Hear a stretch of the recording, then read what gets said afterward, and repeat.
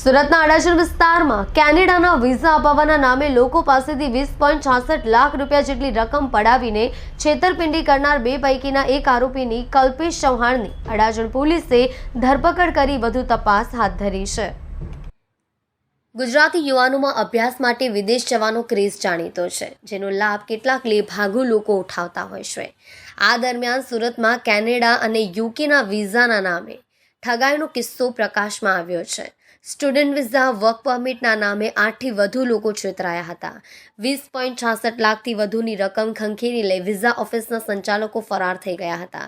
ભાવેશ ચૌહાણ, કલ્પેશ ચૌહાણે અડાજણ વિસ્તારમાં કૃપા એજન્સીના નામે ઓફિસ ચલાવતા હતા, જ્યારે વડોદરામાં મેઇન ઓફિસ હોવાનું જણાવતા હતા।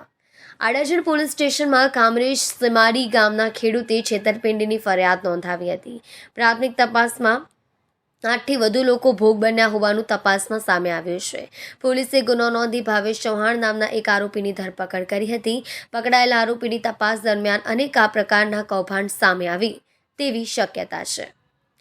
અડાજણના વુડ સ્ક્વેરમાં આવેલી કૃપા એજન્સીના સંચાલક ચૌહાણ બંધુઓ યુકે અને કેનેડા સહિતના દેશમાં સ્ટુડન્ટ અને વર્ક પરમિટ વિઝા અપાવવાના નામે વિદેશ જવા ઈચ્છુક લોકો પાસેથી ₹20.66 લાખથી વધુની રકમ ઉઘરાવી ઓફિસને તાળા મારી ભૂગર્ભમાં ઉતરી ગયા હતા, જેથી તેમની સામે અડાજણ પોલીસ સ્ટેશનમાં ફરિયાદ નોંધાઈ હતી।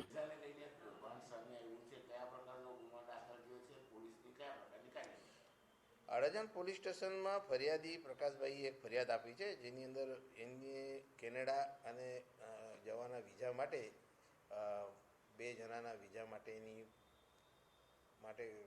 એમને એપ્લાય કર્યું હતું અને એનામાં આ કામના આરોપીઓએ એના પાસેથી 20 લાખથી ઉપરની માતબર રકમ લઈ અને કેનેડાના વિઝા કરી આપીશું એવી એમને બાંહેધરી આપી હતી। ત્યારબાદ એ લોકોએ પૈસા આપ્યા, પરંતુ આ કામના આરોપીઓએ કોઈ જાતના વિઝા કરી આપેલ નથી, જેથી એ ભાઈએ અડાજણ પોલીસ સ્ટેશનમાં ફરિયાદ આપેલ છે અને જેની અંદર એક આરોપીને કલ્પેશ છે એનું નામ એને પકડી પાડેલ છે અને આગળની તપાસ ચાલે છે। હાલમાં આ વિઝા કૌભાંડ ક્યાં છે, શું છે, એ બધી ઇન્વેસ્ટિગેશન ચાલુ છે।